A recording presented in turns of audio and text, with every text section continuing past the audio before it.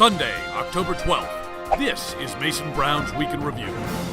Our top story: Edward Snowden's girlfriend, the lovely Lindsay Mills, has joined him in Moscow. Apparently, he needs his whistle blown. 18-year-old Texan Kevin Davis was sentenced to life in prison after killing his mother with a hammer, then having sex with her corpse in order to lose his virginity. Of course, if he had just waited a little bit, he probably would have lost his virginity in jail. When asked why Davis wasn't sentenced to death, the judge said, "Have a heart, man. The poor boy just lost his mama." Microsoft CEO Satya Nadella recommended that women in the computing industry should not ask for raises, but rather, quote, trust the system. If any woman believes that, she deserves her 78 cents to the dollar. As for Mr. Nadella himself, he made $7.6 million last year. But as CEO, he doesn't really have to ask for a raise.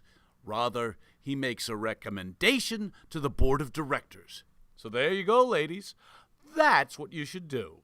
Scientists have succeeded in making penises grow in a laboratory.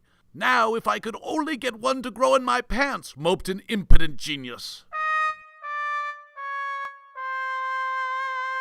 A new study revealed that oxytocin is key in controlling sexual behavior in mice.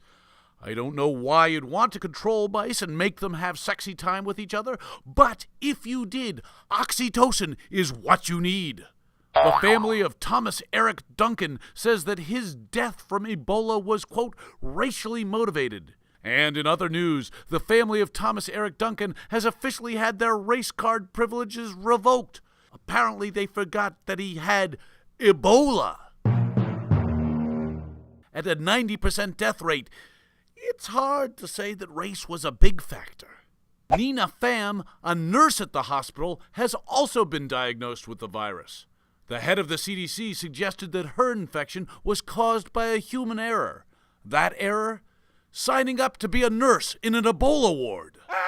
Harvoni, a new hepatitis C drug that requires just one pill a day, has won FDA approval.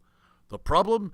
The price tag. It costs over $1,000 a pill, and you need to take it for 84 days. So, it's possible that $50 tattoo you got wasn't so cheap after all. And that's the Week in Review. Stephen Collins, the star of the old show Seventh Heaven, has allegedly confessed to being a child molester. And according to one disappointed television fan, I can never forgive him for being on Seventh Heaven. And finally, new frozen poop pills could safely combat bad bacteria, although more than one skeptical patient has found the findings hard to swallow. Of course, in Germany, poop will still be administered the way it should be, steaming hot and straight into the mouth. Ah, delicious Scheiße.